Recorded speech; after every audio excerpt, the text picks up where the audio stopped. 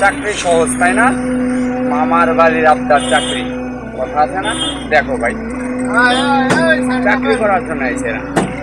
চাকরি অতটা সহজ না ভাই এই জামানাতে।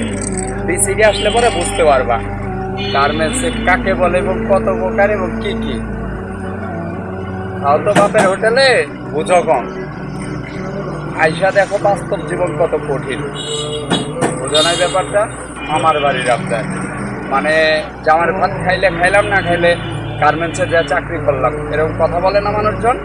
দেখো বল, তোমার মতো হাজারো মানুষ এইখানে আছে, হাজারো বললে ভুল হবে, তারও বেশি। এই যে দেখেন, চাকরি করবা না ভাই, চাকরি করতে আইছে এরা। দেখো এখানে শুধু মহিলা আর মহিলা।